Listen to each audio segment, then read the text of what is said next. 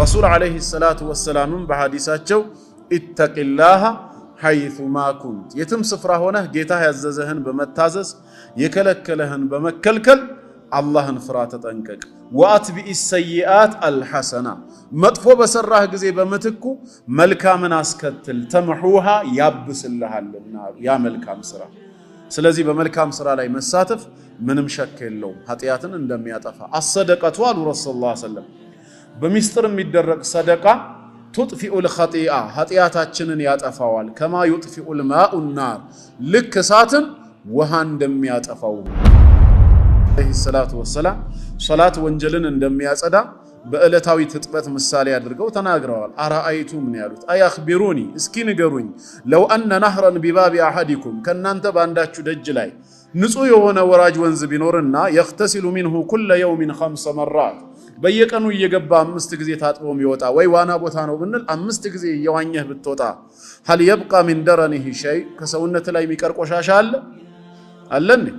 5 ጊዜ በአንድ ቀን ሻወርም ቢወስድ ማለት ነው ባገባቡ የለም ካል ሲባል فذلك مثل الصلوات الخمسه ይሄ የ5 ወቅት ሰላት ምሳሌ ነው። በየቀኑ 5 ጊዜ የሚሰግድ ሰው ስጁድ ባደረገ ቁጥር ሩኩዕ ላይ ባለ ቁጥር ለጌታው በቆመ ቁጥር ኃጢያቱ በሰላቱ በተቅዋው ልክ ከላዩ ላይ ምን እየሆነ ይመጣል እየተወገደ ማ يصيب المسلم من نصب ولا وصب ያሉት አንድን ሙስሊም ድካም የሚባል ነገር አያገኘውም ህመም በሽታም እንደዚሁ አይደርስበትም ማለት ወላ هم ولا غم ሐሳብ ጭንቀት ولا حزن ትካዜ የሚባል ነገርም አይደርስበትም ሙስሊምን حتى الشوكة التي يشاك بها ሌላው ይቅርና በእግሩ የምትገባ የሆነች እሾክ እንኳን አትወጋውም እሱን እነዚህ ሁሉ ሲደርሱበት ሰብር ካደረገ ኢላ ከፈረ الله بها خطايا ኃጢያቱን አላህ በዛ ሰበብ ሊመራው ቢፈልግ እንጂ የሰራው ወንጀል ነገ በአኺራ ትልቅ ዋጋ ሊያስከፍለው የሚችል ነበር። አላህ ግን በዚህ ሰብር አድርግና በቀላሉ ልገላገልህ እያለ ነው።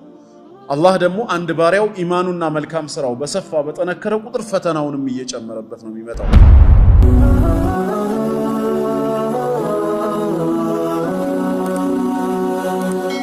ሰብስክራይብ በማድረግ ቤተሰብ ይሁኑ። أعوذ بالله من الشيطان الرجيم بسم الله الرحمن الرحيم الحمد لله رب العالمين الصلاة والسلام على رسول الله صلى الله عليه وآله وسلم أما بعد فالسلام عليكم ورحمة الله وبركاته السلام عليكم ورحمة الله وبركاته እንደምን አደራችሁ እንደምን ዋላችሁ እንደምን አመሻችሁ አልহামዱሊላህ ኢንሻአላህ አትሉ መዋሉም ማሸቱም ባልታወቀም መርሃባ እንግዲህ የተወሰነ መልእክት ላስተላልፍ የምፈልገው ርዕሱን በርግጥ ቀይሬዋለሁ እናንተን ስመለከታችሁ የኃጢያት ስርየት በእስላም በሚለው ዙሪያ ይሆናል ማለት ነው። በዚህ ዙሪያ አንዳንድ ነጥቦችን ኢንሻአላህ ለኔም ለእናንተም ማስተዋወስ ፈልጋለሁ። እኛ ሰዎች ወደዚህ ምድር ስንመጣ ጌታ አላህ ከሌሎች ፍጥረታቶች ለየት አድርጎ ሰው አድርጎ ሲፈጥረን ለትልቅ ዓላማ ነው የፈጠረን። ህይወት የተባለው ነገርም በዚሁ በዱንያ ላይ ብቻ በአጭር ዘመን እንዲቋጭም ፈልጎ አላመጣንም። አላህ በሱረቱ ዛሪያት በ51ኛው ሱራ ከአንቀጽ 55 ጀምሮ አዑዙ ቢላሂ ሚነሽ ሸይጣኒር ረጂም ወዘክር ፈኢነ الذክራ ተንፈዑል ሙእሚኒን አስታውስ ምእመናንን ገስጽ ያንተ ማስታወስና መገሰጽ በአላህና በመጨረሻ ቀን ያመኑ ሙእሚኖችን ይጠቅማቸዋልና ይላል። ሰው እንደመሆናችን መጠን ብንረሳም ብንሳሳት ብንዘነጋም አስታዋሽ ያገኘን ጊዜ ግን ወደ ትክክለኛ ማንነታችን ስለምንመለስ የተፈጠርንበትንም ዓላማ ስለምናስታውስ ሁሌም አስታውስ ነው የሚለው ጌታ አላህ። ማስታወስ ጠቃሚ ነው። ከማስታወሻዎች ሁሉ በላጩ ትልቁ ደግሞ ወማ ኸለቅቱል ጂነ ወልኢንሰ ኢላ ሊያዕቡዱን ሰዎችንም ሆነ አጋንንትን እኔን በብቸኝነት ሊያመልኩ እኔን በብቸኝነት ሊገዙ እንጂ ለሌላ ዓላማ አልፈጠርኳቸውም ይላል። እኛ የተፈጠርነው ወደዚህ ምድር ሰው ሆነን የመጣነው ለዒባደቲላሂ ዐዘ ወጀል ጌታ አላህ አምላካችን ፈጣሪያችን መሆኑን አውቀን እሱን በብቸኝነት እንድናመልክ እሱን በብቸኝነት እንድንገዛው ነው። ለዚህ ዓላማ ተፈጥረናል። ከዛ ውጪ በህይወት እያለን ስለምንበላው ስለምንጠጣው ስለምንኖረው ኑሮ ስለምናገኘው ሰላም ግን እንድናስብበት እንድንጨነቅበት ጌታ አላህ ኃላፊነቱን በእኛ ላይ አልጣለም። እሱ ራሱ ነው የወሰደው። ሰው በህይወት መኖር ካለበት በህይወት ኑሮ ደግሞ አላህን መገዛት የሚገባው ከሆነ በህይወት ለመኖር ምን ያስፈልገዋል የሚለውን ነገር ሙሉ ዝግጅቱን አላህ አጠናቋል። ማ ኡሪዱ ሚንሁም ሚን ሪዝቅ ከናንተ እኔ ሲሳይን አልፈልግም። ወማ ኡሪዱ አን ዩጥዒሙን እኔንም ትመግቡኝ ዘንዳ አልሻም ይላል።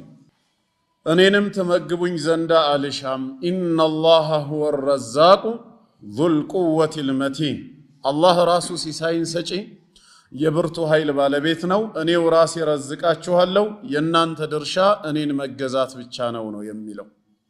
ስለዚህ ለዒባዳ የተፈጠረ ሰው አላህን ማምለክ ከሱ ይጠበቃል ማለት ነው።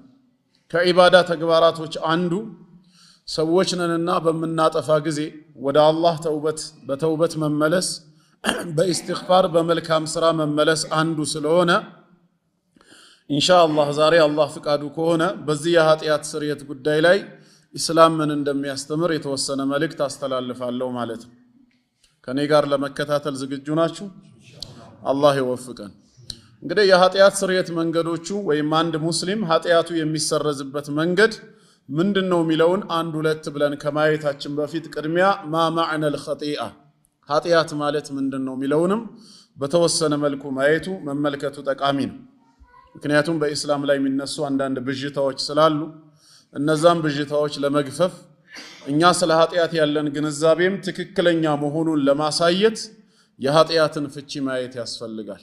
ብዙ ጊዜ ሙስሊም ያልሆኑ ወገኖች ከአደም አለይሂ ሰላም እኛ ሰዎች ኃጢአት እንደወረስን አድርገው ይናገራሉ። ሁላችንም በአደም አለይሂ ሰላም ሰበብ የዘላለም ሞት እንደተፈረደብን የኃጢአት ሙርስ እንዳለብን ከዛ ኃጢአት ደግሞ የግድ ሊያድነን የሚችል ሌላ ኃይል እንደሚያስፈልግ ይናገራሉ። ራሳችን ለመዳን ጥረት እንዳናደርግ አንዴ በአደም ኃጢአት ምክንያት የዘላለም ሞት ተፈርዶብናል፣ ኃጢአተኞች ሆነናል። ስለዚህ የግድ ሌላ አካል ሊያድነን ያስፈልጋል የሚል እምነትን ይዘው ያንን እምነት ወደኛ ለማምጣት ይፈልጋሉ። የኛስ ምላሹ ምንድነው? የኃጢአት ውርስ የሚባል ነገር ከመነሻውም የለም። እንኳን ከእምነት ጋር አብሮ ሊሄድ የሚችል ይቅርና ከአቅል ጋር ራሱ አብሮ ሊታሰብ የሚችል ትክክለኛ አስተሳሰብ አይደለም። ኃጢአት በውርስ የሚተላለፍ ንብረት ሳይሆን በግለሰቦች ነፃ ፍቃድ አማካኝነት ህግን በመጣስ የሚተገበር ህገ ወጥነት ነው። ከአደም አለይሂ ሰላም ወደ ዘሮቹ በደም በኩል የሚተላለፍ ጄኔቲካል አይደለም። ይህንን ለመረዳት የሚፈልግ ሰው ካለ ቅድሚያ ማ ማዕነል ኸጢአ ኃጢአት ማለት ምንድነው የሚለውን መረዳቱ በራሱ ለጥያቄው ግልጽ ምላሽን እንዲያገኝ ይረዳዋል። ኃጢአት ማለት ሙኻለፈቱ አምሪላህ የጌታ አላህን ፍቃድ ጥሶ መገኘት ማለት። ፈጣሪ አምላካችን አላህ አንድን ነገር አድርጉ ብሎ አዞን ያን ያዘዘንን ነገር ማድረግና መፈጸም እየቻልን ሆም ብለን በቸልተኝነት ስንተወው ተግባራችን ምን ይሰኛል? ኃጢአት ተብሎ ይሰኛል። ወይም በተቃራኒው አንድን ነገር አትቅረቡ ብሎ ከልክሎን ያን የከለከለንን ነገር መተውና መጠንቀቅ እየቻልን ሆን ብለን ከተዳፈርነው ድርጊቱ ኃጢአት ተብሎ ይጠራል ማለት ነው። ስለዚህ በታዘዝነው ወይም በተከለከልነው ነገር ላይ ለመፈጸምም ሆነ ለመተው የሚያስችል ነፃ ፍቃድና አቅም ኖሮን ያንን ፍቃድና አቅም ተጠቅመን የታዘዝነውን የተውን የተከለከልነውን ነገር ደግሞ የተዳፈርን ጊዜ ነው ኃጢአት ላይ ወደቅን የሚባለው። ያ እንዲከሰት ደግሞ የግድ ሰው ምን ያስፈልገዋል? ነፃ ፍቃድ የሚባል ነገር ያስፈልገዋል። አድርግ ተብሎ ከጌታው የታዘዘውን ነገር ከፈለገ ለማድረግ ካልፈለገ ደግሞ ለመተው የሚያስችል፣ አታድርግ ተብሎ የተከለከለውን ነገር ከፈለገ ጌታውን ፈርቶ ሊጠነቀቅ ካልሆነም ሆን ብሎ ለመዳፈር የሚያስችል ነፃ ፍቃድ ሁርያ ያስፈልገዋል። ፍቃዱን ተጠቅሞ በሚሰራው ነገር ነው ስራው ኸይር ከሆነ ጽድቅ የሚሰኘው፣ ሸር ከሆነ ደግሞ ኃጢአት ተብሎ የሚጠራው ማለት ነው። በሚሰራው ስራ ላይ የራሱ ነፃ ምርጫ የሌለው የራሱ ውሳኔና ፍቃድ የሌለው አካል የሰራው ስራ ኸይርም ሸርም ተብሎ ሊጠራ አይችልም ማለት ነው። የግድ ግለሰቡ ወዶና ፈቅዶ ያደረገው መሆን አለበት። ምክንያቱም ነገ መስኡልያ ተጠያቂነት አለበት ማለት ነው። ይሄንን በደንብ ለመረዳት ሩቅ መሄድ ሳያስፈልገን የአደምና ሐዋ ቂሳ በራሱ አንድ ማስረጃ። ጌታችን አላህ በጀነት ውስጥ እንዲኖሩ ሲፈቅድላቸው በሷም በፈለጉት ስፍራ ከሰፊው ተመገቡ ካላቸው በኋላ ወላ ተቅረባ ሃዚህ ሸጀራ ይህችን ዛፍ ግን እንዳትቀርቡ ብሎ ከለከላቸው። እምቢ ብላችሁ የቀረባችሁ ጊዜ ፈተኩና ሚነ ዛሊሚን ከበደለኞችም ትሆናላችሁ በማለት ጌታቸው መከራቸው ማለት ነው። ከዛ በኋላ ሸይጣን ያሳሳታቸው ፈአዘለሁም ሸይጣን ከሷ ከተከለከሉት ነገር ሸይጣን አሳሳታቸው እንዲንሸራተቱ አደረጋቸው ይላል። የዛኔ በወቅቱ ሸይጣን ሲያሳስታቸው በግዳፋቸውን ይዞ ከፍቶ ነው እንዲያጎረሳቸው? እንደዛ ነው? ያ ቢሆን ኖሮ እነሱ ሳይሆኑ ኃጢአተኛ የሚሆኑት ሸይጣን ነበር ለዚህ ድርጊት የሚጠየቀው። የሸይጣን ድርሻው ምንድነው? መወስወስና መጎትጎት ነው። ከተከለከሉት ነገር ወስደው እንዲበሉ በዛ በተከለከሉት ነገር ላይ እነሱ ያላገኙት ለየት ያለ ነገር መኖሩን በመጠቆም የማሳሳት ስራ ነው የሰራው። ማ ነሃኩማ ረቡኩማ አን ትልኩማ ሸጀራ ማ ነሃኩማ ረቡኩማ አን ሃዚህ ሸጀራ ጌታችሁ ከዚች ዛፍ እኮ እንዳትቀርቡ ብሎ አልከለከላችሁም። ኢላ አን ተኩና መለከይን ከመላእኮች እንዳትሆኑ ፈልጎ እንጂ አው ተኩና ሚነል ኻሊዲን ወይም ዘላለም ከሚዘወትሩት እንዳትሆኑ ፈልጎ እንጂ አልከለከላችሁም እኮ አላቸው። የተከለከላችሁትን ነገር በበላችሁ ጊዜ ምን አዲስ ነገር ታገኛላችሁ ነው? ዘላለም ትኖራላችሁ። መስአለተል ኹሉድን ያነሳላቸው የመዘውተርን ጉዳይ ነው። በሌላም አየት ላይ ምንድን ነበር ያለው? ያ አደሙ ሀል አዱሉከ ዐላ ሸጀረቲል ኹልድ ወሙልክ ላ የብላ የመዘውተሪያ የሆነቿን ዛፍንና የማይቋረጥ የሆነ ንግስናን የምታገኝባትን ዛፍ ልጠቁምህ ላመላክትህ አለው። ከሷ ወስደህ የበላህ ጊዜ ዘላለም ትኖራለህ፣ የማይቋረጥ የሆነ ንግስናን ታገኛለህ ነው። የማታለል ስራ ነው ያመጣው፣ ወስወሳ ነው። እነሱ ግን በነፃ ምርጫቸው ተታለሉ። እሱም ሲምልላቸው እውነት መሰላቸው። ከተከለከሉት ዛፍ ወስደው በሉ ማለት ነው። በሰዎች ማንነት ውስጥ ኃጢአት አሊፍ ብሎ የዛኔ ነው የጀመረው። አደምና ሐዋ አለይሂም ሰላም ይህን የተከለከሉትን የጌታቸውን ትእዛዝ ጥሰው ከዛፊቷ ወስደው ሲበሉ በወቅቱ ነፃ ፍቃድ ነበራቸው ወይስ አልነበራቸው? ነበራቸው። ማንም ያስገደዳቸው ኃይል የለም። ወይ መሳሪያ ደቅነው ካልበላችሁ ትገደላላችሁ ብሎ ያስፈራራቸውም የለም። በራሳቸው ነፃ ምርጫ ውስጣቸው በገባው የተራዘመ ምኞት ምክንያት ተታለሉ። ከተከለከሉት ዛፍ ወስደው በሉ። ኃጢአት ላይም ወደቁ።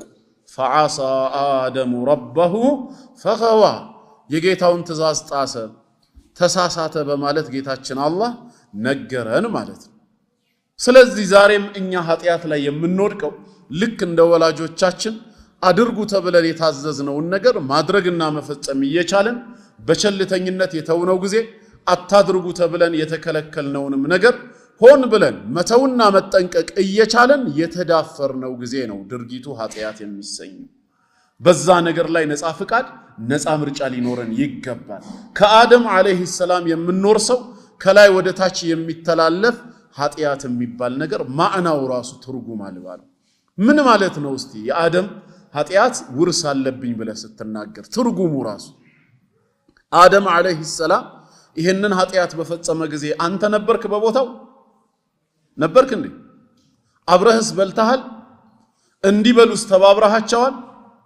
ታዲያ ባላየኸው ባልነበርክበት ባልተባበርከውና አብረህ ባልተሳተፍክበት ኃጢአት የኃጢአት ውርስ ተካፋይ የምትሆንበት በምን አመክንዮ ነው? በምንስ ሎጂክ ነው?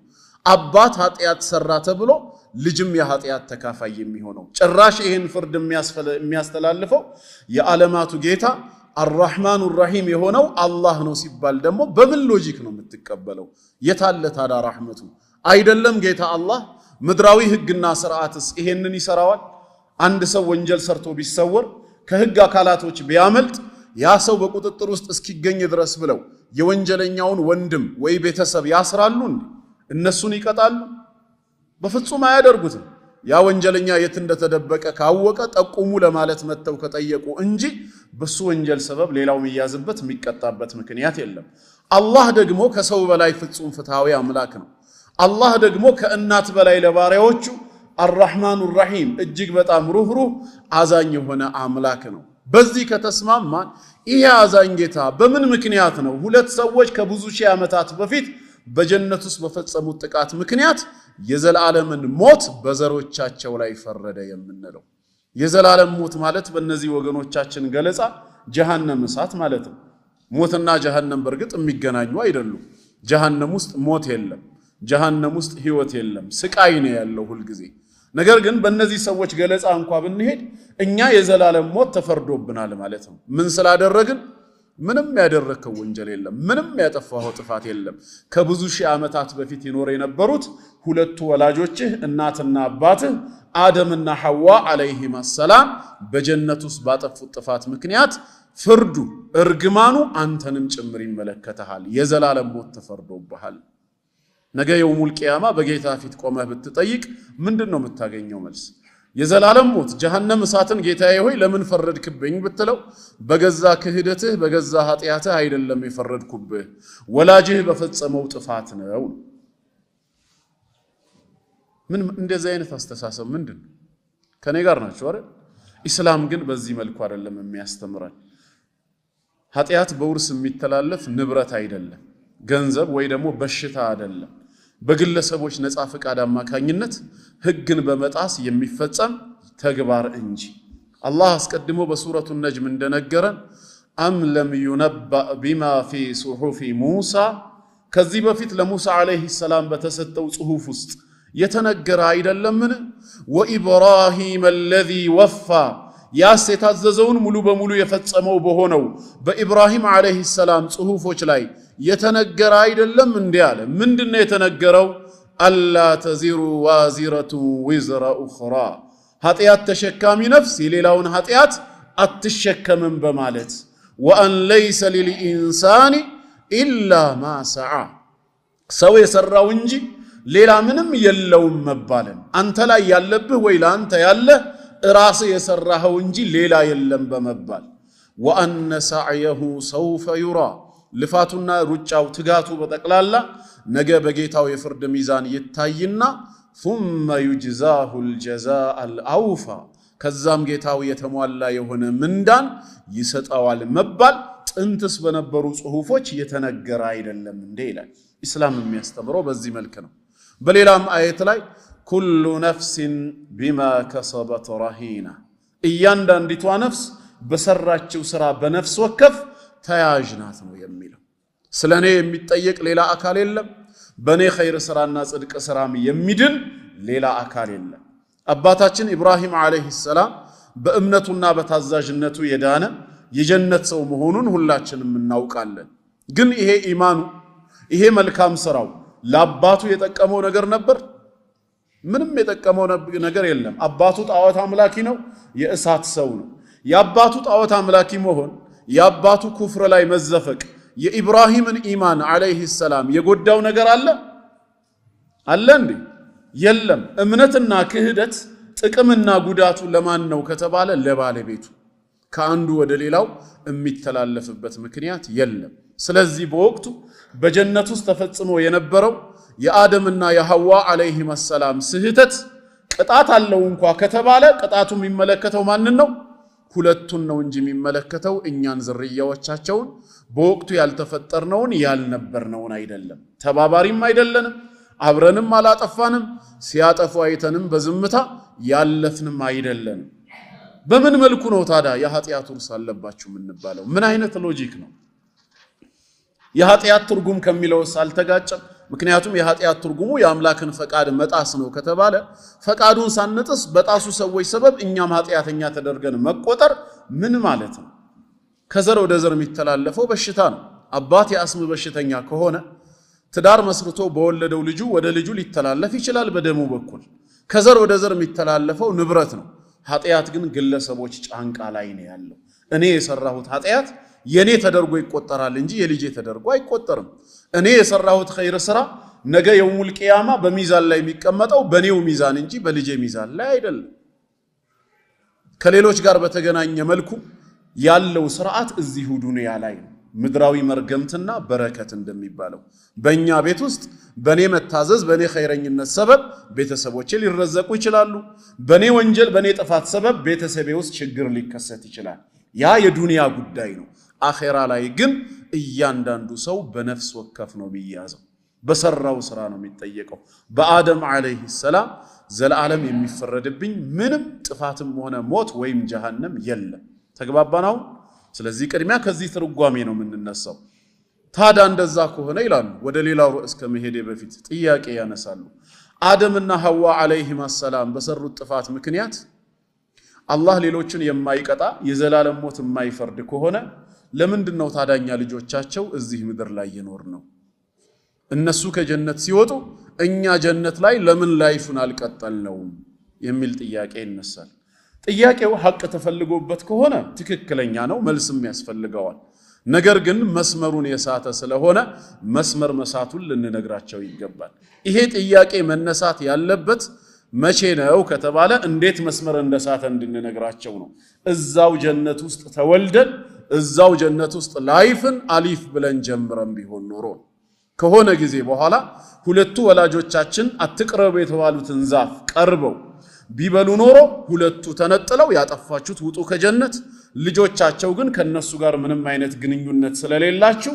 በዛው ቀጥሉ ይባላል ይሄን ጥያቄ ግን አሁን እንዳናነሳ እኛ ራሱ መወለድ የጀመርነው አደምና ሐዋ አለይሂማ ሰላም ከጀነት ከወጡ ምድር ላይ ህይወትን አሊፍ ብለው ከጀመሩ በኋላ ስለዚህ ምን ማለት ነው እኛ ለምን አልተመለስንም የሚባለው መጀመሪያውስ መች ውስጡ ገባንና ላይፍን አሊፍ ብለን ጀመርን ገባችሁ ወንድሞች በምሳሌ ለማስረዳት ያክል አንድ ባልና ሚስት ሰፊ ግዛት ያለው አንድ የግል መኖሪያ ቤት አላቸው ነገር ግን ባልየው በጣም ቁማርተኛ ከመሆኑ የተነሳ ገንዘቡን ሁሉ አሲዞ ይበላና መጨረሻ ቤቱን ያሲዛል በቁማር ጫወታ በዛ የቁማር ጫወታ እሱም ቤቱን ይበላና ያንን ሰፊ ቤቱን የተንጣለለ መኖሪያውን አስረክቦ በቤት ክራይ ውስጥ መኖር ይጀምራል ከዛ በኋላ ሚስትየው ታረግዝና ልጅ ይወለዳል ልጆቹ ሲያድጉ ያባታቸውን ወሬ ሲሰሙ ከዚህ በፊት ሰፊ መኖሪያ ግቢ ያለው መኖሪያ ቤት ሰፊ ግቢ ያለው መኖሪያ ቤት እንዳለው ሲያውቁ በምን ምክንያትም እንደዚሁ ያን ቤት እንደለቀቀ ሲረዱ ታዳ ከኛ ጋር ምን ያገናኘዋል ጥፋቱን ያጠፋው አባታችን ነው ከዛ ቤት መውጣት ካለበት እሱ ነው እኛ ቤቱ ወደኛ ይመለስልን ብለው ጥያቄ ያቀርባሉ ጥያቄያቸው ተገቢነት አለው ወይስ የለውም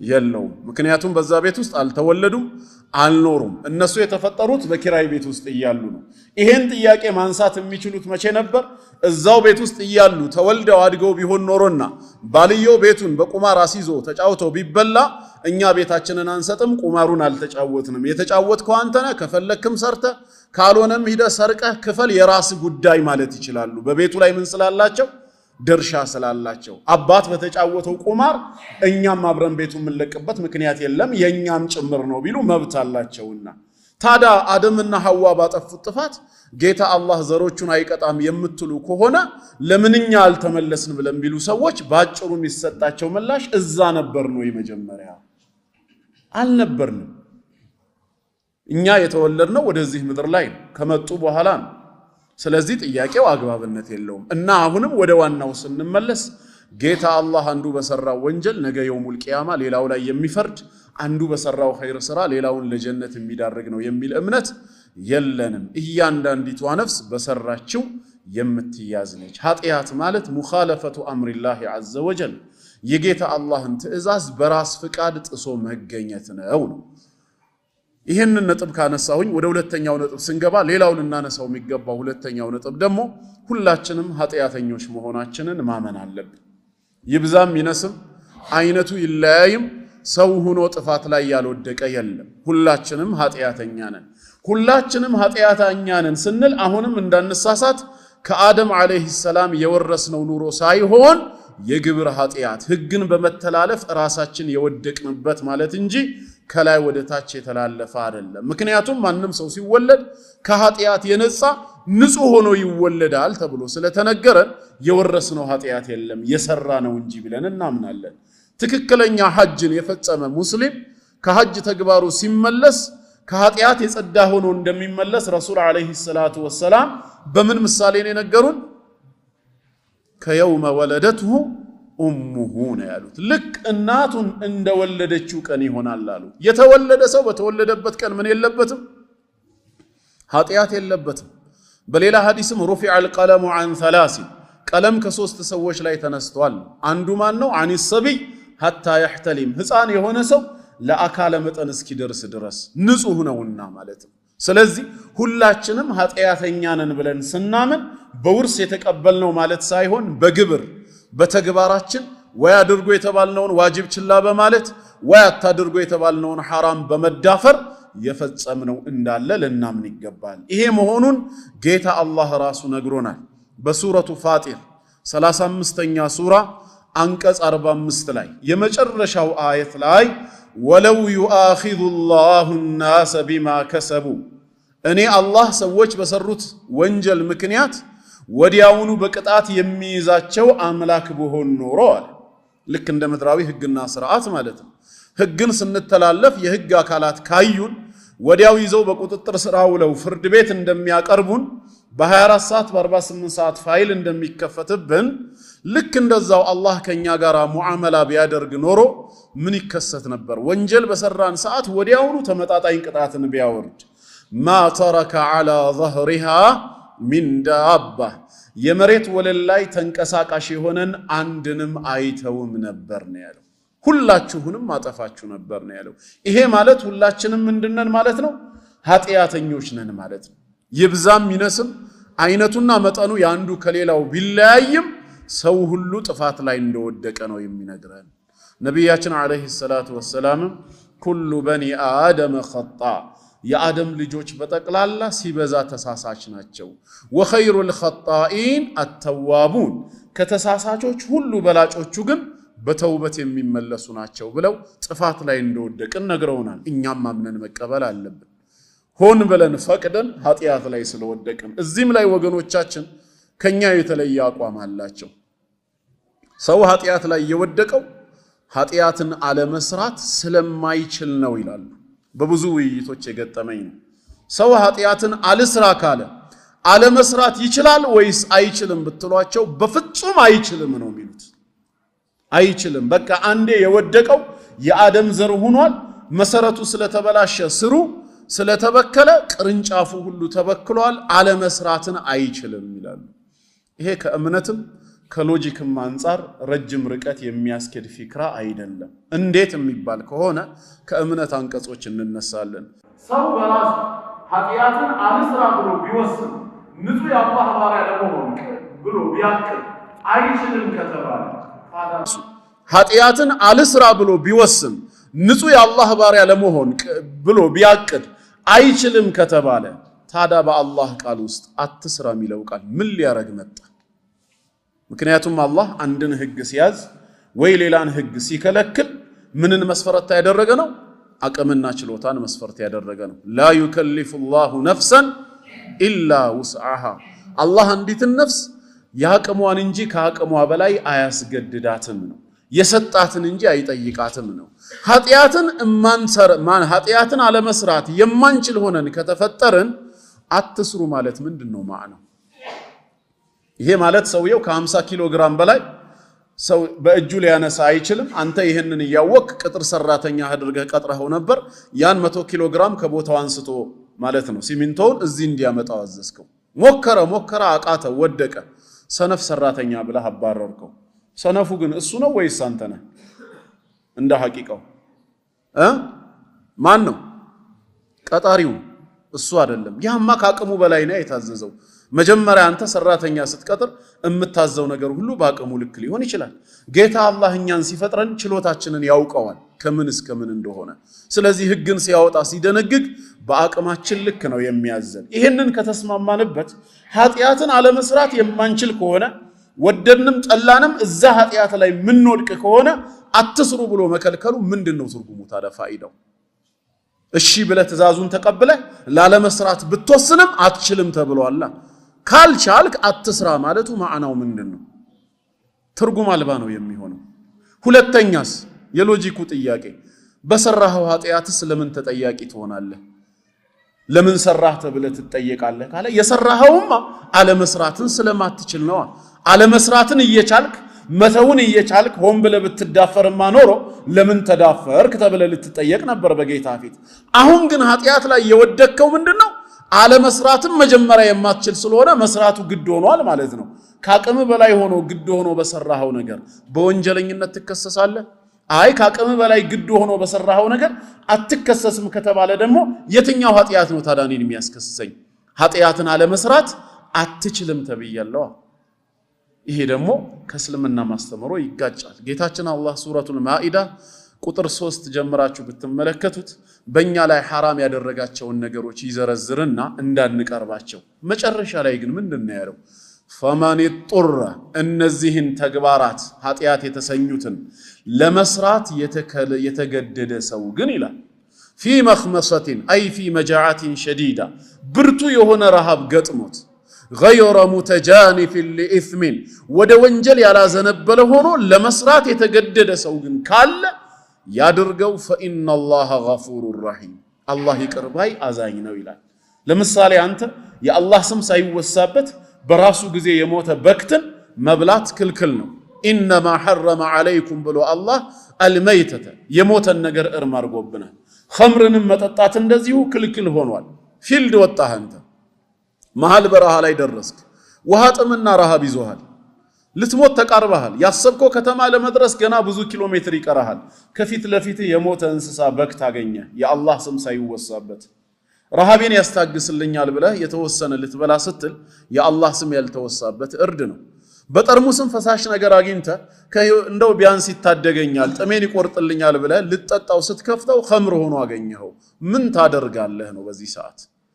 ያሰብከው ከተማ በህይወት ሊያቆይህና ሊያደርስ በሚችል መልኩ የተወሰነ ከኸምሩ ብትጠጣ ከዛ ከሞተው በክት ላይ የተወሰነ ቆርጠህ ብትበላ ኃጢአት ላይ ያለው ደክም ትክክል ስራ ነው የሰራኸው ነው የሚለው። ታዲያ መቼ ነው ኃጢአት የሚባለው ሲባል እዚህ ጋር መሐመድ ሬስቶራንት ገብተህ ሐላል የሆነ ክትፎና ጥብስ ማዘዝ እየቻልክ ከበደ ሬስቶራንት በግራ በኩል ገብተህ አሳማና የመሰለውን ስታዝ ነው ኃጢአት ላይ የወደከው። ለምን ምርጫህን ከሐላል ወደ ምን ተጠቀምክበት? ወደ ሐራም ፈቅደህ ነው የሚያስገድድ ሁኔታ ሳይኖር።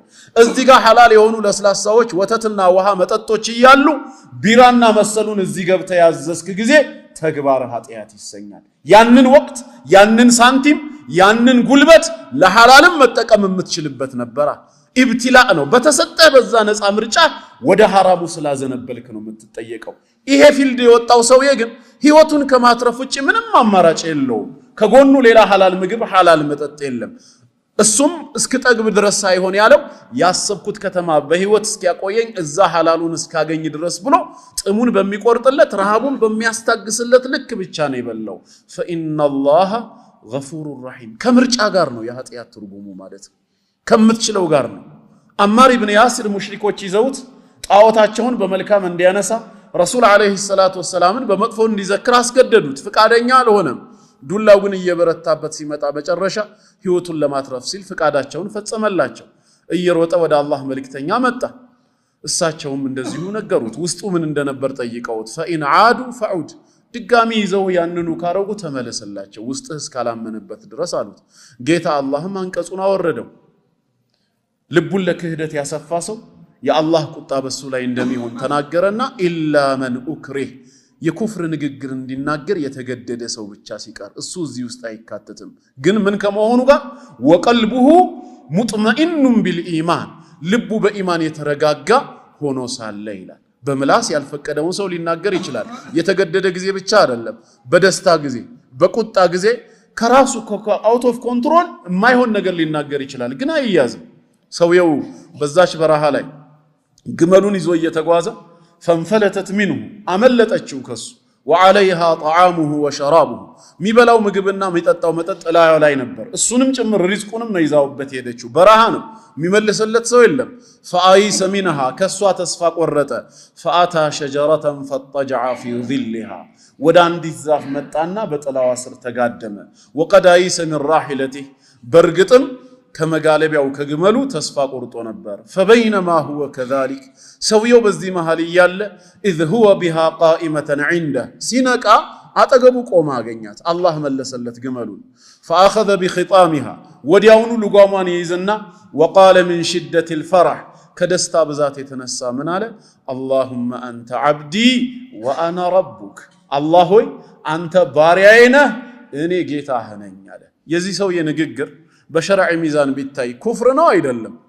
ኩፍር ነው ጌታውን ባሪያ አድርጓል ራሱን በጌታው ላይ ደግሞ ጌታ አድርጎ ሹሟል ለምን አልከፈረም ታዲያ اخطا من شده الفرح አሉ መልእክተኛው ከደስታ ብዛት የተነሳ ተሳስቷል አላህ በባሮቹ ተውበት ለላሁ አሸዱ ፈራሐን ቢተውበት عبده ብለው ይሄን ሲነግሩን ማለት ነው ስለዚህ በእስላም ነገ የሚያስጠይቅህ ምንድነው ራስ ፈቅደህ ባቅምህ ስር የሆነውን ነገር ማድረግ እየቻልክ ስትተወው መተው መጠንቀቅ እየቻልክ ሐራሙን ደግሞ ስትዳፈረው ነው ሰው ኃጢያትን አለመስራት አይችልም ከተባለ በየትኛው ኃጢያት እሺ ይከሰሳል ባልቻለው ነገር መጀመሪያም ችሎታውን አምላክ ካልሰጠው ለምን አትስራ ብሎ ከለከለው ታዲያ ወይ ደግሞ ምን ጥያቄ ሊያነሱ ይችላሉ እሺ ታዲያ ለምን ንጹህ ሰው አልተገኘም ለምን ሰው ሁሉ ኃጢያተኛ ሆነ ሲባል ስሜቱ ነው ራሱ ፈቅዶ ለኃጢያት ራሱን ማስገዛቱ ነው እንጂ ተፈጥሮ እንዳይሰራ የማይችል አድርጎ አላህ ስላዘጋጀው አይደለም በጌታ አላህ ማንነት ውስጥ ንጹህ አድርጎ ነው ሰውን የፈጠረው የተሟላ መሳሪያ ሰጥቶታል በሰጠው መሳሪያ ልክ ነው ይሄንን አድርግ ይሄንን አታድርግ ብሎ የሚከለክለው ያ መሳሪያ የተጓደለ የተበላሸቀን እንኳን ዋጅቡም ጭምር ይነሳለታል የመቆምን አቅም የሰጠን ጌታ እኮ ነው ወቁሙ ሊላሂ ቃኒቲን ታዛዦች ሆናችሁ ለኔ ቁማችሁ ስገዱ ያለው መቆም የሚያስችለን መሳሪያው የተበላሸ ጊዜ በህመምም ይሁን በሌላ የዛኔ ግን ወቁሙ የሚለውም ትእዛዝ ይነሳል ፈተቁላህ መስተጣዕቱም በቻላችሁት ያክል እኔን ታዘዙኝ ፍሩኝ ያለው ጌታ አሁን መቀመጥ ከሆነ ምንችለው ተቀምጣችሁ ስገዱልኝ ነው ቢመንዚለቲል ቂያም ይታየልናል አልተሰጠንማ ያው መቀመጡን ያልቻለ ጊዜ ደግሞ በቀኝ ጎኑ ተጋድሞም ይሰግዳል የተሰጠው እሱ ነውና ያንን ያልቻለ ያልጋ ቁራኛ ከሆነስ በጀርባው እንደተንጋለለ በተኛበት በአይኑ ወደ ቂብላ ያየ ይሰግዳል ማለት ነው ምክንያቱም አላህ አንድ ነፍስ የሚጠይቃት በሰጣት ልክ ነው ያልሰጣትን ያህል ስሪ አይላትም ወይንም መጠንቀቅ ማትችለውን ተጠንቀቁ አይልም አላህ ፍትሃዊ አምላክ ነው ከፍትህም በላይ አርራህማኑ ራሂም እጅግ በጣም ሩህሩህ አዛኝ ጌታ ነው ስለዚህ የሰው ልጅ ኃጢያትን አልስራ ቢል ይችላል ለምን ታዲያ ኃጢያት ላይ ወደቀ ራሱ ፈቅዶ ነፍስያውን ስሜቱን ተከታይ መሆኑ በዙሪያው ያሉት መጥፎ ጓዶቹ ወደዛ ነገር መምራታቸው የዚህ ዓለም ብልጭልጭ ነገር የዱንያ ገጽታ እሱን ማታለሏ የሸይጣን ውስወሳና የሸይጣን ተጣሪዎች ስብከት እነዚህ ሁሉ ተደራርበው ከመስመር እንዲወጣ ተጽዕኖ ፈጥረውበት እንጂ በራሱ በማንነቱ በተፈጥሮ ለኃጢያት ባሪያ እንዲሆን ተላልፎ ስለተሰጠ አይደለም አላህ ምንም የሚከሰስበት ምክንያት የለም ንጹህ አድርጎ ስለፈጠረን ማለት ነው ተግባባን ይሄንን ሁለተኛ ነጥብ እንድረዳ ነው ስለዚህ ሁላችንም ኃጢያተኛ ነን ስንል ራሳችን ህግ በመተላለፋችን መሆኑን ልናምን ይገባል አሁን የቀረው ምንድነው ከኃጢያት መዳኛው መንገድ ወይም ስርየቱ ምንድነው ነው ወሳኝ ምክንያቱም ሁላችንም ኃጢያተኛ መሆናችንን ካመንን ኃጢያተኞች ነገ የውሙል ቂያማ የሚጠብቃቸው የጌታ አላህ ቅጣት ነው ጀሃነም እሳት ነው አላህ ይጠብቀን ከዚህ ከጀሃነም እሳት ለመዳን ከአላህ ቁጣ ለማምለጥ ምንድነው ኢስላም ያስቀመጠው መፍትሄ ሲባል እጅግ በጣም ብዙ አሉ ያው ሰዓት ስለማይኖር ከ1 እስከ 3 ያሉትን ብቻ ነው መጠቅሰው እሱም ሰዓቱ ከፈቀደ ነው ከነዛ ውስጥ አንዱና ዋነኛው የመጀመሪያው ኃጢያተኛ መሆናችንን አምነን በተውበት ወደ አላህ መመለስ ጥፋተኛ መሆናችንን ከልባችን አረጋግጠን አምነን አላህ ሊቀጣንም ሆነ ሊቆጣብን ከፈለገ ከሱ ቁጣና ቅጣት ማንንም ሊያስጥለን እንደማይችል እርግጠኛ ሆነን ወደዚሁ ጌታ በተውበት መመለስ የመጀመሪያውና ዋነኛው ሌላ ሊያድነን የሚችል አካል የለም ምክንያቱም ህጉ ጥፋቱ የተፈጸመው የማንን ትእዛዝ በመጣስ ነው የጌታ አላህን ባለመብቱ አላህ ነው ማለት ነው እኛ ደግሞ ባለ ዕዳ ነን ነገ ሊከሰን የሚችለው አላህ ነው። እምንከሰሰው እኛ ነን። ሶስተኛ አካል ምን አገባውና ነው ጣልቃ ገብቶ እኛን የሚያድነን? ከጌታ አላህ ውጪ ማንም ሊያድን አይችልም። ከአላህ ውጪ አዳኝ መኖር የለበትም። ለምን? አዳኝ መሆን የሚችለው የህጉ ባለቤት ነው። ይሄንን ስሩ ዋጅብ ነው፣ ይሄን አትስሩ ሐራም ነው ብሎ የደነገገ አካል ካለ ህጌን የታረጋችሁ ብሎ ነገ የሚጠይቀንም ይሄው አካል ነው። በባሮቹ ላይ ህግን ያወጣው ደግሞ ማን ነው? ጌታ አላህ ነው። ዒሳ አይደለም ወይ ነብያችን ሰለላሁ ዐለይሂ ወሰለም አይደሉም። ስለዚህ እነሱ እኛን ሊያድኑን አይችሉም፣ ሊከሱንና ሊፈርዱብንም አይችሉም። የጣስነው ህግ የነሱን ህግ ሳይሆን የማንን ነው? የጌታ አላህን ህግ ነው። የጌታ አላህን ህግ ከጣስን በህጉ ላይ ከፈለገ ምህረቱን ሊገልጽ ካልሆነ በፍትሃዊነቱ ቅጣትን ሊወስን የሚችለው ራሱ የህግ ባለቤት የሆነው አላህ ነው። ሶስተኛ አካል ምን ሊያረግ ነው በዚህ መሃል ገብቶ አንተን ሊያድንህ የሚችለው? ምን አይነት ሎጂክ ነው እንዴ? ጀማልን በደልከው። ጀማል አሁን ባለመብት ነው፣ አንተን መክሰስ ይችላል። አንተ ደግሞ በዳይ ነህ፣ ተከሳሽ ነህ። ቶፊቅ በመሃል መጣና አፉ ብያለሁ በቃ ሂድ አለ። ምን ማለት ነው? ሐቁ የጀማል ነው የተውፊቅ ነው? የማን ነው? የጀማል ነው። የተበደለው እሱ ነው። ስለዚህ ከፈለገ አፉ ሊልህ የሚችለው ራሱ ጀማል ነው። ካልሆነስ ሐቄን ፈልጋለሁ ብሎ ሊከስ ሊጠይቅ የሚችለው ጀማል ነው። ተውፊቅ መጥቶ አንተን አፉ የሚልበት ምን ምክንያት አለው? ጌታ አላህ እኛን አዞን ወይ አንድን ነገር አትቅረቡ ብሎ ከልክሎን ባዘዘው ነው በከለከለን ነገር ኃጢአት ላይ መውደቃችንን ካመንን ለምን ብሎ የሚጠይቀን ማን ነው? ይሄው ጌታ ነው። ሊፈርድም ሊምረን የሚችለው ይሄው ጌታ ነው። እኛም ተውበት ማድረግ ያለብን ወደዚህ ጌታ እንጂ ወደ ሌላ አካል አይደለም። ከሌላ አካል ጋር የሚያገናኝ ነገር የለም። አልመሲህ ዒሳ ስገዱ ብሎ አዞናል። ስለዚህ ባለመስገዳችን ለምን ሰላት ተዋችሁ ብሎ ሊከሰንም አይችልም። ቀድሞውንም አላዘዘንም። ወይም ዚና ሐራም ነው ራቁ ብሎ እኛ ላይ ህግ አውጥቷል ከልክሏል? ተናገሩ እንጂ አልከለከለም። ዝሙት ላይ የወደቀውን ባሪያውን ዝሙት ላይ የወደቀን የአላህ ባሪያም ነገ ለምን ሰራህ ብሎ ሊፈርድ አይችልም።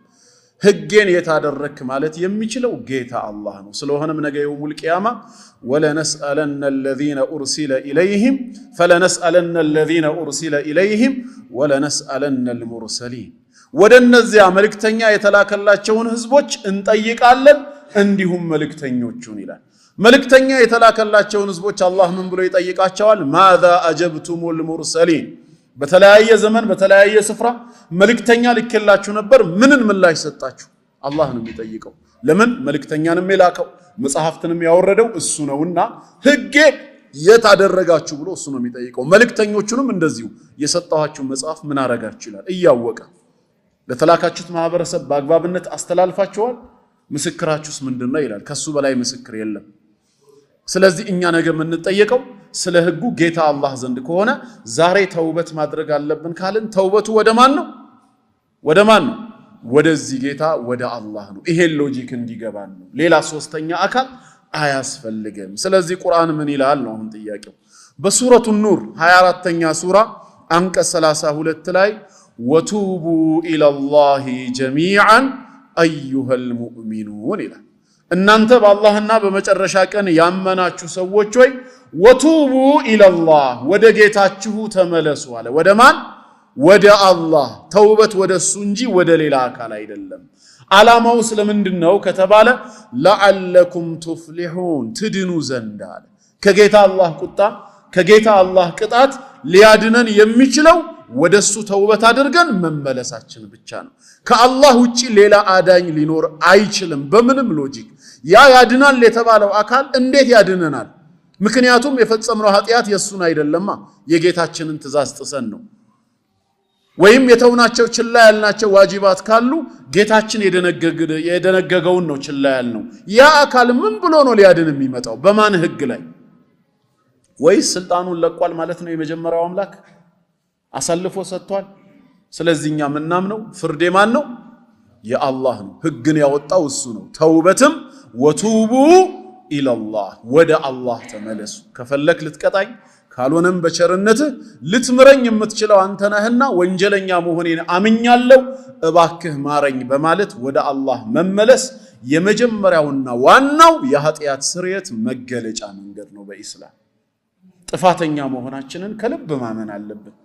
ያላመነ ሰው ይቅርታ ለመጠየቅ ልቡ አይነሳሳም። ሐታ በሰዎች ዘንድ ያለውን ምሳሌ እንኳን ብናየው አህመድን ለፈጸምክበት በደል ይቅርታ ጠይቀው ብባል በደለኛ መሆኔን ውስጤ ካላመነ ይቅርታ ለመጠየቅ አልነሳም። ምን አድርጌው ማለት አይቀርም። ስለዚህ ጌታ አላህን ይቅርታ ለመጠየቅ ወደሱ ተውበት ለማድረግ ጥፋተኛ መሆንን ማመን ያስፈልጋል። ለዚህ ትልቅ ምሳሌ የሚሆኑን አደምና ኢብሊስ ናቸው። ሁለቱም በጀነት ውስጥ ጥፋት ላይ ወድቀዋል። አንዱ የታዘዘውን እምቢ ብሎ ሌላኛው ደግሞ የተከለከለውን ተዳፍሮ ጌታ አላህ አንደኛውን ይቅርታ አደረገለት ማረው፣ ሌላኛውን ግን በቁጣው እንዲዘወትር አደረገው። ለምን? ሁለቱም የሱ ባሮች ናቸው ነው አይደለም? አላህስ በባሮቹ መካከል ያዳላል እንዴ? አያዳላም። አልዓድል ፍጹም ፍትሃዊ ጌታ ነው። ከዓድልም በላይ ፈድል በትሩፋት በቸርነት ሙዓመላ የሚያደርግ ነው። በይቅርታ ብዙዎችን እያለፈ ማለት ነው። ታዲያ ይሄ ጌታ በባሮቹ መካከል አያዳላም ካልን ኢብሊስን ለምንድነው በቁጣው ያዘወተረው? አደምን ለምንድነው የማረው? ሁለቱም ጥፋት አጥፍተው ስለነበር። ምክንያቱን ያወቅን ጊዜ ከኛ ኃጢያት ጋር በተገናኘ መልኩ እኛም ምን ማድረግ እንዳለብን ትምህርት ይሆነናል። ወደ አደም ስንመጣ አደም ከሐዋ አለይሂም ሰላም ጋር ያጠፉት ጥፋት አትቅረቡ የተባሉትን የዛፍ ፍሬ በመቅረብ የተከለከሉትን በመዳፈር ነው ወንጀል ላይ የወደቁት። ታዲያ ጌታ አላህ ምን አላቸው? ወንጀል ላይ የወደቁ ጊዜ ከጀነት ውጡ አላላቸውም። ፈናዳሁማ ረቡሁማ ጌታቸው አላህም እንዲህ ሲል ጠራቸው። አለም አንሃኩማ አን ትልኩማ ሸጀራ ከዚች ዛፍ እንዳትቀርቡ ብዬ ከልክያችሁ አልነበረም ማለት። መጀመሪያ ጌታ አላህ ከፍርድ በፊት ውሳኔ ከማስተላለፉ በፊት ለዚህ ጥፋት በሱ በኩል የተፈጸመ ምንም ስተት ምንም ክፍተት እንደሌለ ማስረጃ እያቆመ ነው። መጀመሪያ ባይከለክላቸው ኖሮ ለምን በላችሁ ብሎ ማይጠይቃቸውም ነበር። ሁጃ ግን ሲያቆም ቀድሞ ምን አለ? አለም አንሃኩማ አን ትልኩማ ሸጀራ ከዚች ዛፍ እንዳትቀርቡ ብዬ ከልክያችሁ አልነበረም ማለት። አዎ ከልክሏቸዋል። ወላ ተቅረባ هذه الشجرة ይህችን ዛፍ እንዳትቀርቡ ብሎ ነበር። ቀጠለ አሁንም በሰይጣንም እንዳያሳብቡ ማዋኒዑን ሹብሃቱን ሲያስወግድላቸው ወአቁል ለኩማ ኢነ الشيطان لكما عدو مبين ሸይጣንስ ለእናንተ ግልጽ ጠላታችሁ ነው እንዳያሳስታችሁስ ብዬ ቀድሜ ሁሉ እሱ ወዳጅ ሳይሆን ጠላት መሆኑን አልነገርኳችሁም ማለት። አዎ ነግሯቸዋል። ኢነ هذا عدو لك ولزوجك فلا يخرجنكما من الجنة فتشقى ይሄ ላንተም ለሚስትህም ግልጽ ጠላት ነው ከጀነት እንድትወጡ ምክንያት እንዳይሆናችሁ አለበዛ ትለፋለህ የልፋት ኑሮ ውስጥ ትገባለህ ብሎታል። ጌታ አላህ ማስረጃውን አቁሟል ማለት ነው። ታዲያ እንደዛ አርጌ ከነበር ለምንድነው አሁን ትእዛዜን የጣሳችሁት? ለምን በላችሁ? እስቲ ምክንያት ካለ ከናንተ በኩል ዑዝር አቅርቡ አለ።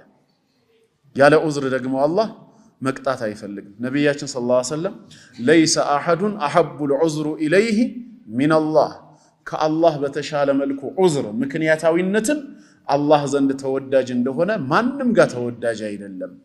من اجل ذلك ለዛም ሲባል بعث النبيين مبشرين ومنذرين ነቢያቶችን በየዘመናቱ በተለያየ ስፍራ በጀነት አብሳሪ በጀሃነም አስጠንቃቂ አድርጎ ላካቸው እና ከነሱም ዑዝራቸውን ጠየቃቸው። ከልክያችሁ እንደነበር ካስታወሳችሁ እሱም ጠላት ነው እንዳያታልላችሁ ብዬ መናገሬም ትዝ ካላችሁ በምን ምክንያት ትእዛዜን ጣሳችሁ? ምንድነው አሁን ምክንያታችሁ እንዳልቀጣችሁ? ምን አሉ ታዲያ በዚህ ሰዓት? አደምና ሐዋ አለይሂም ሰላም ያላቸው አማራጭ ጥፋታቸውን ማመን ነው። ስለዚህ ከይቅርታ በፊት መጀመሪያ ኢዕትራፍ ውስጥ ገቡ። ቃላ ሁለቱም አሉ ረበና ጌታችን አላህ ሆይ ظلمنا انفسنا ያንተን ህግ በመጣስ ነፍስያችንን በድለናል አሉ። ጥፋቱ የኛው ነው ያሉት። በቀዳ ወልቀድር አላሳበቡም። እኛ ከተከለከልነው ከዛፍ ፍሬ ወስደን የበላነው በአዘል አንተ አስቀድመ ብሉ ብለ ስለወሰንክብን ነው አላሉ። ቀዳ ወልቀድር ከሰው ዒልም ውጪ የሆነ ጉዳይ ስለሆነ ማሳበብም አይፈቀድማ የሚያውቁት ነገር የለምና። ወይንም ደግሞ በኢብሊስም አላላከኩም ነፃ ምርጫ ነበራቸው አስገድዶ አላበላቸውማ። ያለው አማራጭ ጥፋተኝነትን በትኩሱ ማመን ስለሆነ ነፍስያችንን በድለናል እኛው ነን ተጠያቂ አምነናል። ባይሆን አሁን ካንተ ምን ፈልገው ይቅርታህን ነውና فإن لم تغفر لنا وترحمنا አንተ ለኛ ባትምርልን ባታዝንልን ለነኩነነ ሚነል ኻሲሪን ዘላለም ከከሰሩ ሰዎች እንሆናለን ብለው ጠይቁ። ጥፋትን ከማመንና ይቅርታ ከመጠየቅ የበለጠ ነገር የለም። ጌታችን አላህም ይቅርታ አደረገላቸው።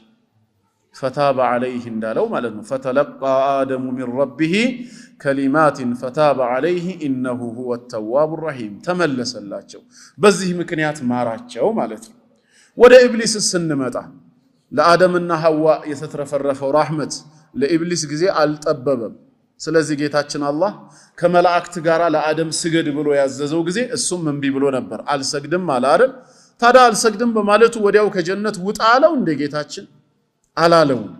ለአደምና ለሐዋ ያቀረበውን ጥያቄ ለሱም አቀረበለት። ቃለ ያ ኢብሊስ አንተ ኢብሊስ ወይ አለው ጌታችን ማ መነዐከ አን ተስጁደ ኢዝ አመርቱክ ስገድ ብዬ ባዘዝኩ ጊዜ ከመስገድ ምንድነው የከለከለህ አለው።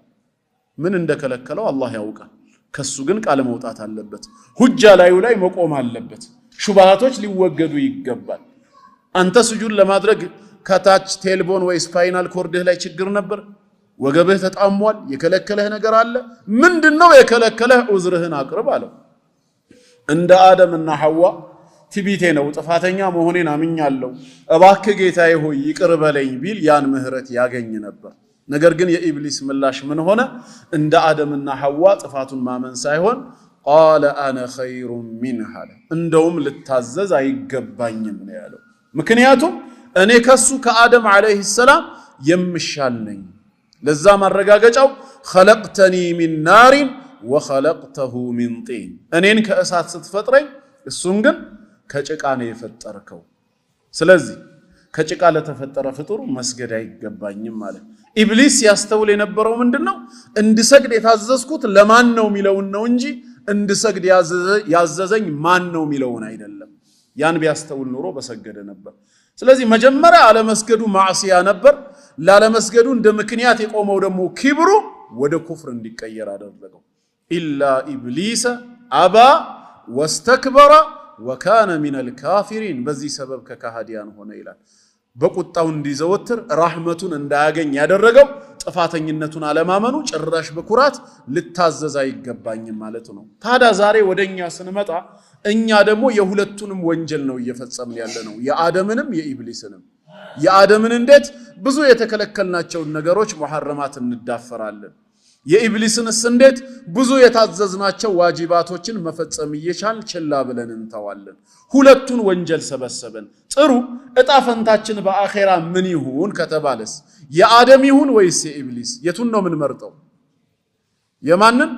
የአደምን ካልን አደም የፈጸመውን እኛም መፈጸም አለብን። ረበና ዘለምና አንፉሰና አለ ከሚስቱ ጋር ጥፋተኝነቱን አመነ። እኛም እንመን ኢዕትራፍ እናድርግ ነው ጥፋተኛ መሆናችንን። ከዛስ ፈኢን ለም ተግፊር ለና ወተርሐምና እንዳሉት እኛም ምህረቱን ረሕመቱን ከጅለን ማረን ብለን እንጠይቅ። የዛኔ አደምና ሐዋን የማረ ጌታ እኛንም ይምረናል። እምቢ ብለን ከተውበት ከኢስቲግፋር እምንኮራ በትቢታችን በጥፋታችን የማናምን ከሆነ የኢብሊስ ዕጣ ፈንታ ነው የሚደርሰን ማለት ነው። ምርጫው የኛ ነው። ለዚህ ነው ትልቁ ሐዲስ ሰይዱል ኢስቲግፋር ተብሎ የሚጠራው ላይ ይሄ ሐዲስ የተጠቀሰው። ነብያችን ሰለላሁ ዐለይሂ ወሰለም በየቀኑ በ24 ሰዓት ውስጥ 2 ጊዜ የሚል ሰው ጀነት ለመግባት መሞት እንጂ ሌላ ምንም የሚያግደው ነገር የለም ነው ያሉት። በየቀኑ 2 ጊዜ ለማለት ደግሞ ከ1 ደቂቃ በላይ አይረዝምም። 30 ሰከንድ ቢፈጅ ነው። ጠዋት 1 ጊዜ ማታ 1 ጊዜ ክኒን አድርገን ብንወስደው የጀነት ክኒን ሐኪም ያዘዘልህ ክኒን እንኳን አይቀርም። ረስተህን ብትመጣ ራሱ በራይድ 300 የሚሆን 400 ከፍለህ ያለህበት ሱቅ ድረስ ታስመጣዋለህ። ለምን? ጤና ነዋ። ከጤና የሚበልጥ የለም ተብሎ ከጀነትስ የሚበልጥ ምን አለ? እንደ ክኒን ቆጥሮ ሳንቲም የማያወጣበት ጉልበት የማይፈጅበት የተራዘመ ወቅት የማይፈልግበት ስፔሻል የሆነ ቋንቋ ልዩ ጥበብ የማይጠይቅበት ጥፋተኝነትን ማመን ብቻ በ30 ሰከንድ የሚፈጸም የጀነት ታብሌት ይባላል።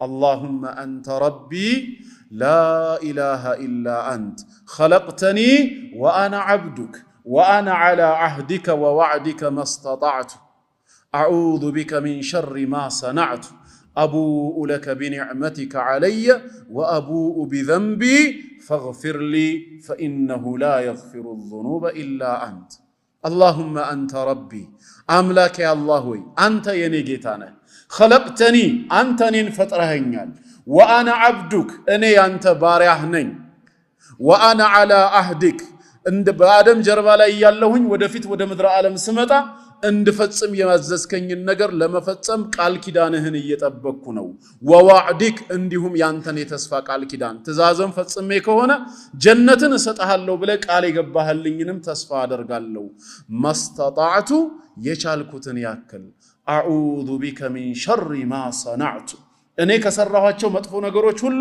ያንተ ቁጣና ቅጣት ወደኔ እንዳይመጣ በነዛ ሰበብ ባንተ ተጠበቃለሁ ከዛ በኋላስ አቡኡ ቢኒዕመቲክ አይ አዕተሪፍ አንተ ለኔ የዋልክልኝን ጸጋ ሁሉ አልክድም አምናለሁ ወአቡኡ ቢዘንቢ ኃጢያተኛ ወንጀለኛ ባሪያ መሆኔንም ባንተ ፊት እናዘዛለሁ አምናለሁ ስለዚህ ኃጢያተኛ ነኝና ፈግፊር ሊ እባክህ ማረኝ فإنه لا يغفر الذنوب إلا أنت ወንጀልን ካንተ በስተቀር ማንም የሚምር የለም ነው እቺን ቃል አሉ ረሱል አለይሂ ሰላቱ ወሰላም فمن قالها من النهار موقنا بها በቀኑ ክፍለ ጊዜ በሷ እርግጠኛ ሆኖ የተናገራት ሰው አሉ የትኛው ቀን ከፈጅር በኋላ ሰላቱል ዐስር እስኪደርስ ባለው فمات من يومه قبل أن يمسي ታዲያ በዛው ቀን ላይ አጀሉ ደርሶ ከማምሸቱ በፊት ቢሞት فهو من أهل الجنة የጀነት ሰው ነው ومن قالها من الليل موقنا بها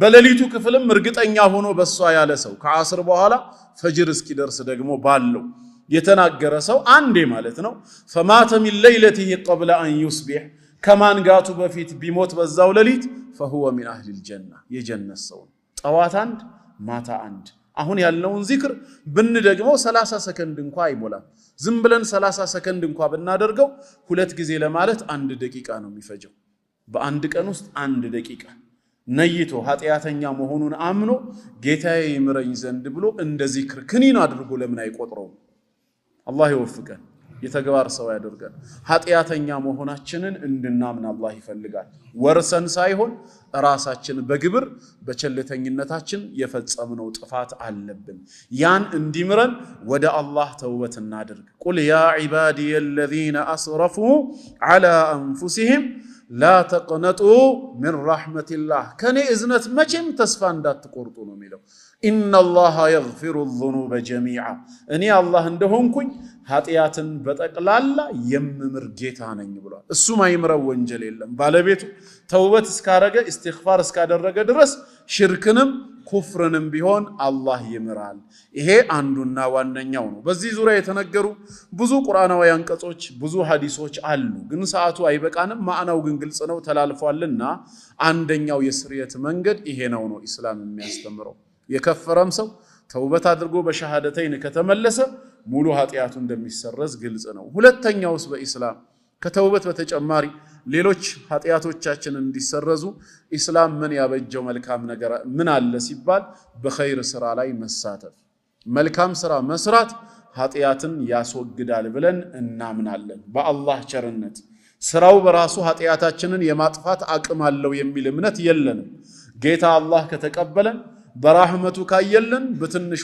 ስራችን ሰበብ ብዙ ኃጢያታችን ይማራል ቸርነቱ የአላህ እንጂ የኛ የሥራው መብዛት ሆኖ አይደለም ነው ማረጋገጫው ምንድነው አላህ በሱረቱል ሁድ ላይ ምንድነው ያለው ኢነል ሐሰናት يذهبن السيئات መልካም ስራዎች ይላል እንደ ደረጃቸው እንደ አቅማቸው ኃጢያትን ያስወግዳሉ ይላል መልካም ስራ ምንድነው እንደውም አንዱ ሰሃባ ጠየቃቸው መልካም ስራ ሲባል የግድ አርዶ ማብላት ሰደቃ ማውጣት መስጂድ መገንባት ትላልቅ ነገር ላይ ብቻ አይደለም لا اله الا الله امن الحسنات لا اله الا الله ሚለውን ዚክር መጠቀም ከሐሰናት ነው እንዴ ሲላቸው بل هو من افضل الحسنات እንደውም ከመልካም ስራዎች ሁሉ በላጭ ነው ያሉት መልካም ስራ ከተባለ የግድ ከገንዘብ ጋር አናገናኘው ከዚክርም ከዱዓም በመልካም ማዘዝ በመጥፎ መከልከል ከመሳሰሉት ተግባራቶች አላህ የሚወደው ይሁን እንጂ ስራው መልካም እስከሆነ ድረስ በዛ ስራ ልክ ኃጢያት ምን ይሆናል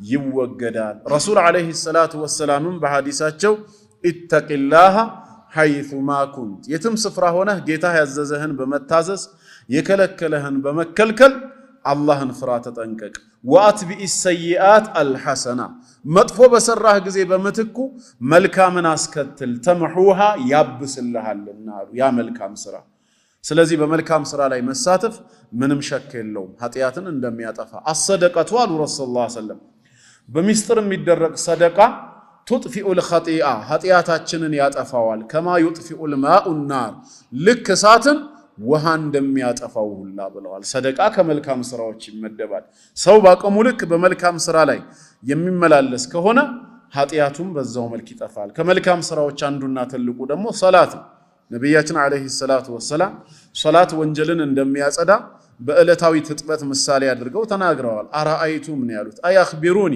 እስኪ ንገሩኝ ለው አነ ነህረን ቢባቢ አሐዲኩም ከናንተ ባንዳችሁ ደጅ ላይ ንጹህ የሆነ ወራጅ ወንዝ ቢኖርና يغتسل منه كل يوم 5 مرات በየቀኑ እየገባ 5 ጊዜ ታጥቦ የሚወጣ ወይ ዋና ቦታ ነው ብንል 5 ጊዜ እየዋኘህ ብትወጣ هل يبقى من درنه شيء ከሰውነት ላይ የሚቀር ቆሻሻ አለ እንዴ 5 ጊዜ በአንድ ቀን ሻወርም ቢወስድ ማለት ነው ባገዋቡ የለም ካል ሲባል فذلك مثل الصلوات الخمس ይሄ የ5 ወቅት ሰላት ምሳሌ ነው በየቀኑ 5 ጊዜ የሚሰግድ ሰው ስጁድ ባደረገ ቁጥር ሩኩዕ ላይ ባለ ቁጥር ለጌታው በቆመ ቁጥር ኃጢያቱ በሰላቱ በተቅዋው ልክ ከላዩ ላይ ምን እየሆነ ይመጣል እየተወገደ ይመጣል አላህ ቋሚ ሰጋጅ ያደርጋል ስለዚህ መልካም ስራ ምንም ሸክ የለውም በእስላም ብዙ መጥቀስ ይቻላል ጾምም ሐጅም ብዙ ነገር ግን አሁን ጀነራሊ እንዲገባን አንድ ተውበት ነው ሁለት መልካም ስራ ነው የሚለው ነው ሶስተኛስ እሺ ከተውበትና ከመልካም ስራ በኋላ ሌላስ ምን ኃጢያታችንን ሊያጠፋ የሚችል ነገር አለ ሲባል አስብሩ ዐለል ሙሲበቲ በሚደርስብን ሙሲባ በሚደርስብን መከራና እንግልት ሰብር ካደረስን ምድራዊ እንግልቶች ራሳቸው ኃጢያታችንን ያጠፋሉ ጌታ አላህ እኛ በመቸገራችን በመጨነቃችን በማሰባችን ወይ ስላመመን ወይንም ደግሞ ድካም ስለተሰማን የሚደሰት ጌታ አይደለም እነዚህ ነገሮች እንዲመጡ ግን ለምን ፈቀደ ሊፈትነን ፈልጓል እሺ ብላችሁ ከታገሳችሁ በዚህ ኃጢያታችሁ ሰበብ ነገ ትልቁን ቅጣት ከምቀጣችሁ በዚች በትንሿ ሰብር እዚሁ ባስወግድላችሁ ይሻላል ሊታረቀን ስለፈለገ ነው ህይወት መቼም ፈተና ነው الذي خلق الموت والحياه ليبلوكم ايكم احسن عملا የትኛው ስራችን ይበልጥ ያማረ መሆኑን በተግባር ሊፈትነን ነው ጌታ አላህ ሞትና ህይወትን የፈጠረው ፈተና ሲባል ደግሞ በኸይርም በሸርም ነው ወነብሉኩም بالخير والشر فتنه ብሏል አላህ በመልካሙም ይፈትናል ይሄኛውን ሀብታም ሌላኛውን ድሃ ይሄኛውን ጤነኛ ሌላኛውን በሽተኛ ይሄኛውን ሰላም አየር ያለበት ቦታ ላይ ሰላም እንዲያገኝ ያኛው በጦርነት በታመሰ ቦታ እንዲኖር ይፈትናቸዋል ከዛስ አንተ በተሰጠ ኒዕማ ታመሰግናለህ ወይስ ትክዳለህ አንተስ በደረሰብህ ሙሲባ ሰብር ታደርጋለህ ወይስ ታማርራለህ ሁለቱም እየተፈተኑ ነው ስለዚህ የሚደርስብን ሙሲባዎች ሁሉ ውሳኔው ከላይ መሆኑን አምነን ሰብር ካደረግን ኃጢያታችን ይወገዳል ማንኛውም ሙሲባ ሊያገኘን አይችልም ቀድሞ የተጻፈ ቢሆን እንጂ ما اصاب من مصيبه في الارض ولا في انفسكم الا في كتاب በመድር ላይም ይሁን በነፍሶቻችሁ ምንም አይነት ሙሲባ ከተፈጠራችሁ ጊዜ ጀምሮ ማለት ምንም አይነት ሙሲባ ገጥሟችሁ ነክቷችሁ አያውቅም ያ የነካችሁ ሙሲባ ኢላ ፊ ኪታቢን ቀድሞ በለውሃል ማህፉዝ ላይ የተጻፈ ቢሆን እንጂ አለ እዛ ያልተጻፈ እዛ ያልተወሰነ ወደዚህ ዓለም የገባ ምንም እንግዳ ነገር የለም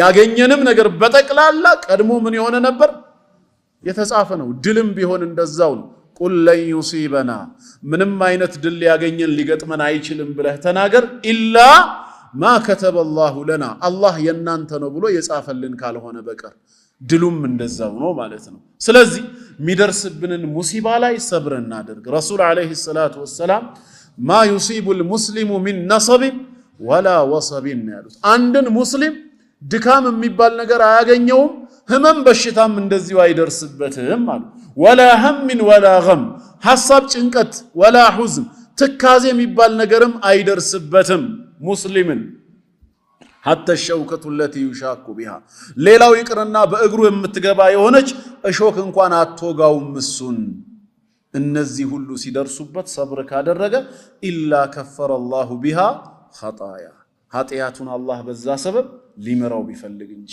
የሰራው ወንጀል ነገ በአኺራ ትልቅ ዋጋ ሊያስከፍለው የሚችል ነበር አላህ ግን በዚህ ሰብር አድርግና በቀላሉ ልገላገልህ ይያለ ነው አላህ ደግሞ አንድ ባሪያው ኢማኑና መልካም ስራው በሰፋ በጠነከረ ቁጥር ፈተናውንም እየጨመረበት ነው የሚመጣው።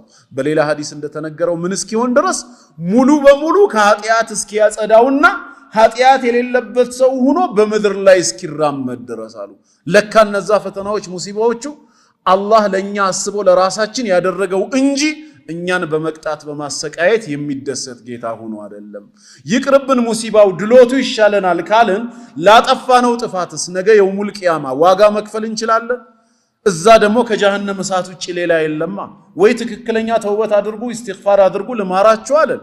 ተውበትና ኢስቲግፋርን ዘነጋን። መልካም ስራ ስሩ ተባል፣ ስራችን አነሰ አልበዛም፣ ኃጢአታችን በዛ። እሺ በሙሲባ በኩል ልታረቃችሁ ሲለን መከራ ሙሲባ አንፈልግም ድሎት ይሻለናል አለን። ጥፋታችንስ እሺ ወንጀላችንስ ይሄንን ሙሲባ ማምጣቱ በራሱ ለኛ ስላዘነልን እንጂ ሐቂቃ በእኛ መቸገር በእኛ መሰቃየት የሚደሰት ጌታ ሆኖ አይደለም። እንዲህ አይነት ጌታማ ከሆነ ለምን የጸጋውን ሀገር ጀነትን አዘጋጀው ታዲያ? ለምን እዛ መከራ ሙሲባ እንዲደርስ ለምን አልፈቀደም? ስለዚህ እዚህ ምድር ላይ የሚመጡ ሙሲባዎች ለኸይር ናቸው። ከአላህ የሚመጣ ሁሉ ለበይከ ወሰዓደይክ ወልኸይሩ ኩሉሁ ፊ የደይክ ወሸሩ ለይሰ ኢለይክ። መጥፎ የሚባል ነገር ከአላህ ዘንድ የለም። ይሄንን እንድንረዳ ነው። ስለዚህ ሙሲባ በሚገጥመን ሰዓት ህመም ይሁን ምንም ወዲያው ትዝ ይበለን፣ አናማርር። ለምን እታመማለሁ ሙስሊም በመሆኔ ለምን እሰቃያለሁ አይደለም። በወንጀሌ ሰበብ ነው እዚህ ፈተና ላይ የወደኩት። ሰብር ካረኩኝና ወደ ኢስቲግፋር ከተመለስኩኝ ጌታዬ ሊምረኝ ነው በማለት ትዕግስትና ምህረትን ማድረግ ነው የሚገባን። ይሄም ሶስተኛው ኃጢአታችን በኢስላም የሚወገድበት ተግባር ነው። ከኔ ጋር ናችሁ ወንድሞች? ሌላውስ አራተኛው እሺ አሁንም የማይጠራ ካለንስ ወንጀል ሌላው አራተኛ ምን አደረገ? ጌታችን አላህ በምንሞትበት ሩሃችን በሚወጣበት ሰዓት ሰከራተል መውት ጣዕረ ሞት የሚባለውን ነገር አበረታብን። አላህ ያቅልልልን፣ በረህመቱ ይለፈን። እጅግ አስጨናቂ ነው።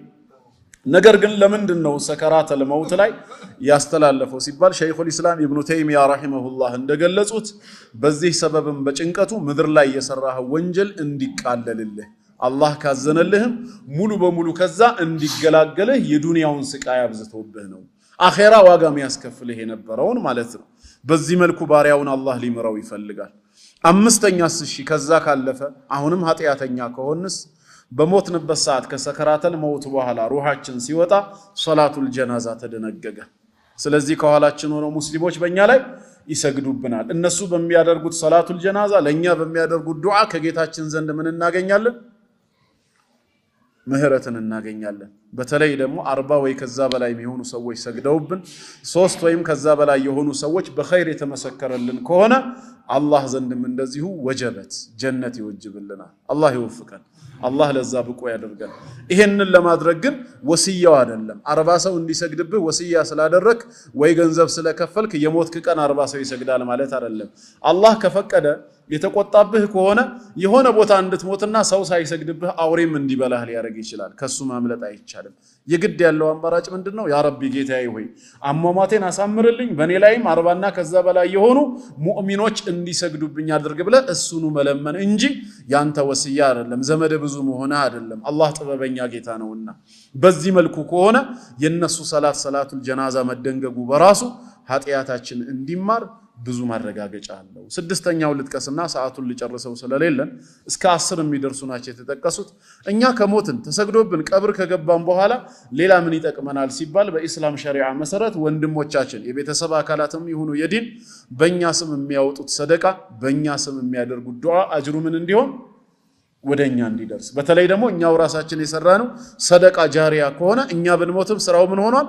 ቀጥሏል። ኢዛ ማተ ኢብኑ አደመ ኢንቀጣዐ ዐመሉሁ ኢላ ሚን ሰላስ እንደተባለው በእነዚህ 3 ነገሮች ላይ ተሳትፈን ከሆነ ኸይር ስራችን ይቀጥላል ማለት ነው። ቀጥታ ስራው ቢቋረጥም ምንድናቸው ይሄ ሁሉ ሲባል ትልቁ ዓላማ ጌታ አላህ እኛን የሚምርበት ወንጀላችንን ይቅር የሚልበት መንገዶችን ያዘጋጀው። ይሄ ሁሉ አርራህማን ራሂምነቱን ነው። ስለዚህ ኹላሳው ምንድነው?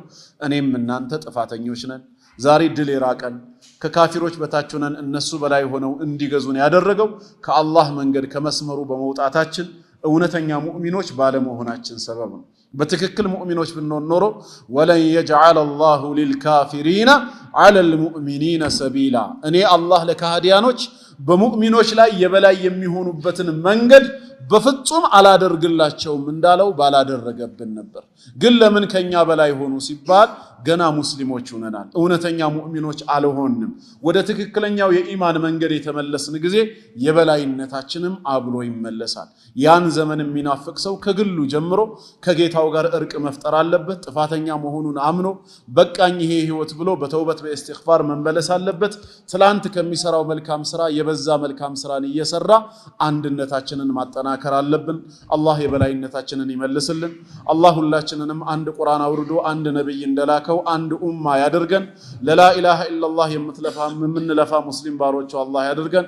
የኺላፋውን ዘመን አላህ ያቅርብልን። በሱ መንገድ የሚታገሉ ሙጃሂዲኖችንም አላህ ይርዳቸው። የተውሂድን ባንዲራ የሚያውለበልቡትንም አላህ የበላይ ያደርጋቸው። ወሰላሙ ዐለይኩም ወራህመቱላሂ ወበረካቱ።